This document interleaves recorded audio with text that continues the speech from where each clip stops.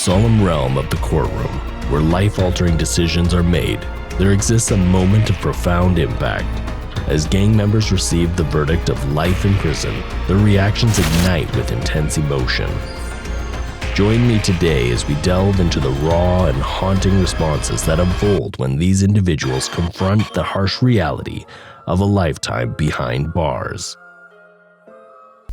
Jeremy Christian. In a verdict stemming from a case that unfolded in May 2017, Jeremy Christian, a double murderer, would be handed a life sentence without the possibility of parole. Multnomah County Circuit Judge Cheryl Albrecht declared the sentence following statements from over a dozen victims and their relatives during proceedings. Notably, the families of Taliesin Namkai-Meshi and Ricky Best, who tragically succumbed to knife wounds inflicted on a MAX train, as well as Micah Fletcher, who miraculously survived a neck stabbing, expressed their accounts. Christian's sentence entailed 2 consecutive life terms, each corresponding to a charge of first-degree murder. Additionally, the judge imposed a further duration of over 25 years for his involvement in various other criminal acts. These included the attempted first-degree murder of Fletcher, assault, and hate crimes stemming from an incident on May 25, 2017, when Christian struck a black woman in the eye with a partially filled Gatorade bottle. Moreover, Christian's involvement in hate crimes against 2 teenage girls, one of whom wore a hijab, during a racist and xenophobic outburst on a crowded MAX train on May 26, 2017, was also taken into account. Prior to the delivery of the sentence, Christian was provided an opportunity to make a statement via live video feed from a remote room in the courthouse. During his address, he displayed moments of emotion and appeared tearful, yet steadfastly refused to assume responsibility for the stabbings. In fact, he persisted in placing blame on Fletcher, as he had done in previous encounters with law enforcement and in past court appearances. Christian stated, "Where I was brought up in North Portland, we defend ourselves. I did not commit an act of violence against anyone on that train. I do regret that 2 people died, but I do not regret my actions." You heard that right. He regrets that 2 people died, but not the actions that caused them.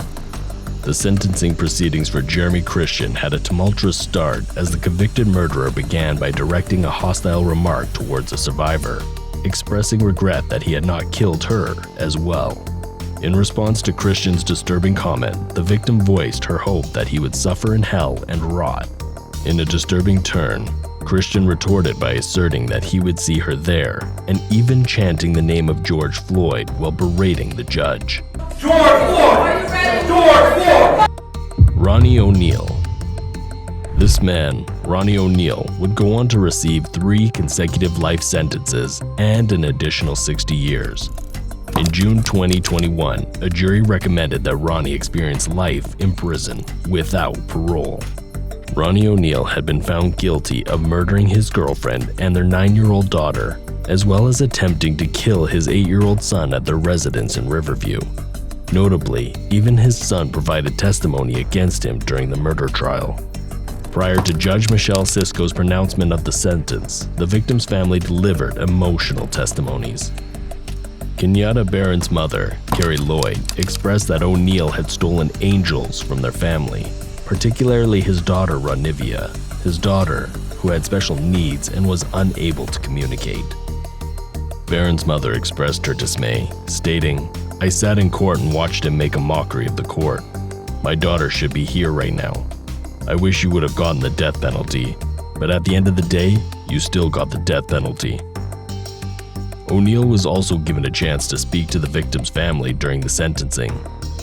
While he claimed that no one could love Barron or his children more than he does, he also made it clear that he was not remorseful for his actions.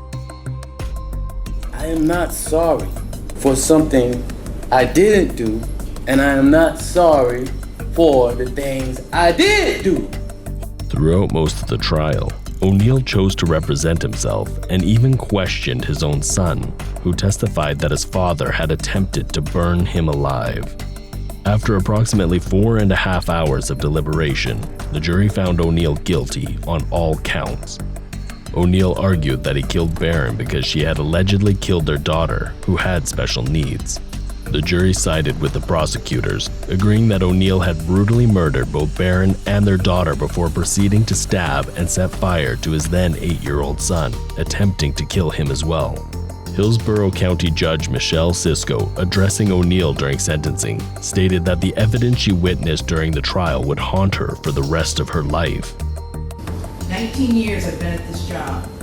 I've seen human beings killed at the hands of others in every way imaginable. This is the worst case I have ever seen. Danta Wright. The year was 2017, as a shocking scene unfolded in a Washtenaw County courtroom in Michigan. The teenager who confessed to the murder of 18-year-old Jordan Klee from Ann Arbor sat in the courtroom, displaying a smile and nearly laughing as family members of the victim delivered impact statements before the court. One family member read a statement on behalf of the grieving mother, saying, "I've lost my only child, my son, my baby, my friend. More than that, I've lost laughter and love. I no longer have the hope of having grandchildren." Following the statements, the defendant, a fledgling 17-year-old Danta Wright, addressed the court, stating, "I just want to tell y'all, I'll be home soon. I love my family." The judge was displeased with Wright's demeanor and questioned the prosecutors about the leniency of the sentencing agreement. Observing Wright's apparent lack of remorse, the 22nd Circuit Court Judge David Swartz remarked, "But watching you sit there, smile and laugh and shake your head like this was no big deal, I'm very tempted to just say, I'm not going to accept this sentence agreement. We'll go to trial, and if you're convicted of felony murder, you'll go to prison for the rest of your life. That means you'll die there. That's what I'm tempted to do." During a brief recess, the victim's family reportedly requested that the case not proceed to trial, as they wished to move forward. Following the recess, Wright's attorney offered an apology on behalf of the teenager, citing emotional issues and suggesting that some people display fear by smiling. Ultimately, Wright received a prison sentence of 23 to 50 years for the murder of Klee. During a hearing in June, Wright had admitted that he, along with 2 other friends, had attempted to rob 18-year-old Jordan Klee when the fatal shooting occurred in October of the previous year. Seandell Jackson. When it comes to court convictions and the reactions they provoke, we often ponder whether sympathy is warranted for the convicted or if their response to the punishment aligns with the feelings of the victims. It can be a complex and confusing matter, depending on the circumstances. However, in the case of Seandell Jackson, the situation seems pretty clear-cut with no room for ambiguity. The 19-year-old was found guilty of first-degree intentional homicide and robbery in relation to the assault of Nathan Potter, a 21-year-old film student at the University of Wisconsin-Milwaukee. Jackson, along with an accomplice, attacked Potter outside his apartment. Throughout the trial and during the reading of his sentencing, Jackson displayed no signs of remorse or sorrow for his crimes. In fact, there were instances where he even smiled at the victim's family while being escorted out of the courtroom. Upon receiving a well-deserved life sentence in prison without the possibility of parole, though, Jackson erupted into a fit of profanity directed at the judge. His aggression escalated to the point where multiple officers had to intervene and employ pepper spray to subdue him. Meanwhile, at the back of the courtroom, members of Jackson's family began directing vitriolic remarks at the victim's family. Juan Rodriguez. During the trial in which he faced charges for stabbing a nurse at a mental health facility, Juan Rodriguez resorted to a desperate and pathetic plea for freedom that hardly garnered any sympathy. In a last-ditch effort, Rodriguez attempted to secure his release by threatening to harm the judge if she did not grant him permission to leave jail for Rosh Hashanah, citing his Jewish faith. However, his ill-conceived approach, unsurprisingly, failed to achieve the desired outcome. Unveiling his Tony Montana impression, Rodriguez's threats were met with indifference by the judge, who disregarded his plea. Rodriguez then shocked the courtroom with his following statements. "Listen to me. You don't let me out of here, I'm gonna kill you. What's the phone number? If you don't let me out of here, I'm gonna kill you." Consequently, the judge ruled that Rodriguez be held without bond on charges of first-degree attempted murder, effectively dismissing any chance of his release for his favorite holiday. So which reaction did you find the craziest? Leave a like if you want to see more content like this, and feel free to check out some of the other videos I've done. That's all for today, folks. Goodbye.